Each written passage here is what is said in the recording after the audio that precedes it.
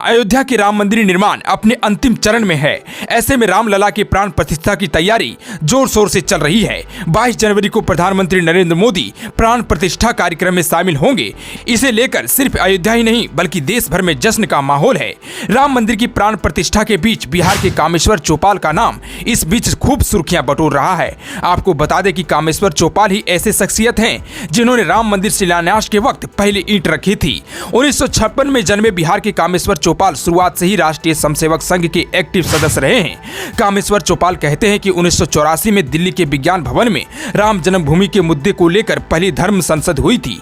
उस वक्त हमारी उम्र करीब 30-35 वर्ष रही होगी। इसके बाद से हमारी भागीदारी राम मंदिर आंदोलन और उससे जुड़े गतिविधियों में रही। जनकपुर से जब पहली यात्रा 1984 में निकली थी तो उसमें भी हमारी सक्रिय भागीदारी रही थी। वह 1991 में पहली बार भारतीय जनता पार्टी के साथ राजनीतिक जीवन की शुरुआत की। इस दौरान 1991 में ही रोसड़ा लोकसभा क्षेत्र से चुनाव भी लड़े। कामेश्वर चौपाल बताते हैं कि 9 नवंबर 1989 को विहिप नेता अशोक सिंघल ने मुझे अपने पास बुलाया और कहा कि कामेश्वर के हाथों से ही शिलान्यास कराया जाएगा। यह सुनकर मैं दंग रह गया, लेकिन उन्होंने मुझे मंदिर का शिलान्यास करने का मौका दिया। कामेश्वर चौपाल कहते हैं कि मेरे लिए इससे बड़ा गौरव और कोई नहीं हो सकता। दुनिया भर में करोड़ों दलितों में मैं अकेला सौभाग्यशाली था जिसे राम मंदिर के शिलान्यास करने का मौका मिला। आज जब ट्रस्टी बनी तो उसमें भी सरकार ने मुझे अहम जिम्मेदारी सौंपी।